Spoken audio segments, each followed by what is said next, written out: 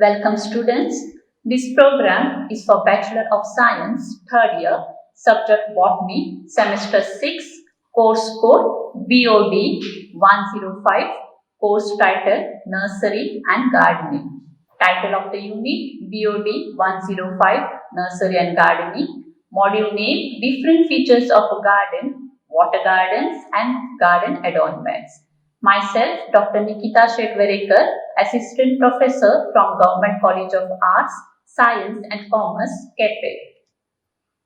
Outline: Introduction of water garden, plants used for water garden, maintenance of water garden, various garden adornments used in a garden. So in the end of the module, students will be able to explain the term water garden, cites the different plants used for water garden, describes how to maintain the water garden and cites different garden adornments. So this is the water garden. It is a type of garden built around a water feature incorporating water thriving plants that emerge out of the water or float on the water surface or grow entirely submerged. It is one of the oldest art of gardening in India. The shape and size of water garden depends on general landscaping of the area and slope of the land.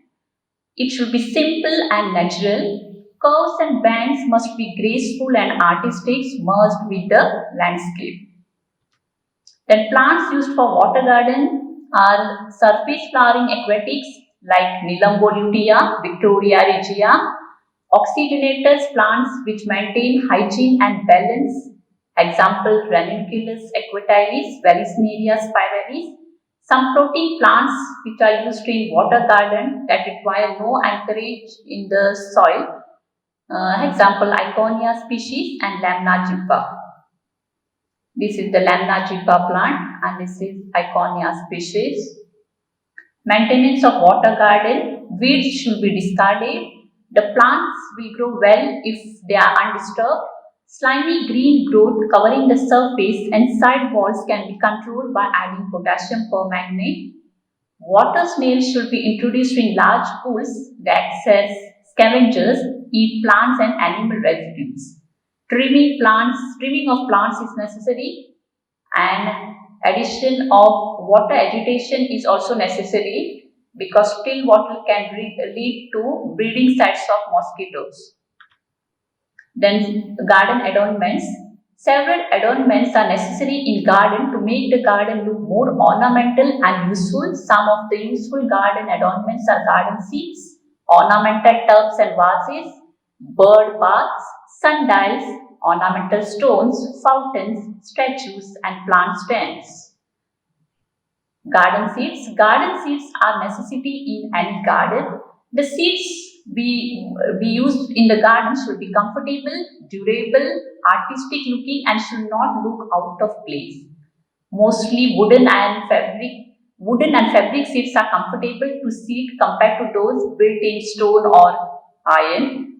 Then when wooden seats are selected, they should be made up of wood timber like teak to withstand the weather, especially moisture, as the furniture has to remain outdoors. Then next is ornamental tubs and vases. This adds beauty to a garden. Plants displayed in ornamental tubs or urns at suitable places looks beautiful. The tub or the vase can be made of timber or preferably of a brick, concrete or carved out of stone. This can be built permanently in position or may be kept just like that so that you can move it whenever you need it. Bird baths. These are nothing but large bowl-shaped containers generally made of concrete fixed over a pillar or column which is about 1 meter tall. Water is stored in this bowl for birds to come and drink or bath in it. Bird baths should be constructed at a corner of garden. The next is sundials. A sundial has many roles to play in a garden.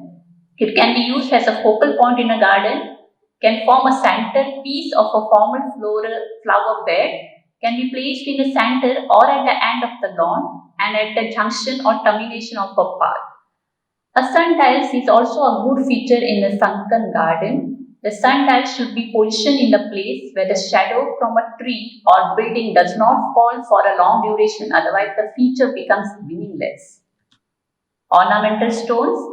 Ornamental stone pillars or a pieces of rounded form, if properly placed, improve the look of any garden.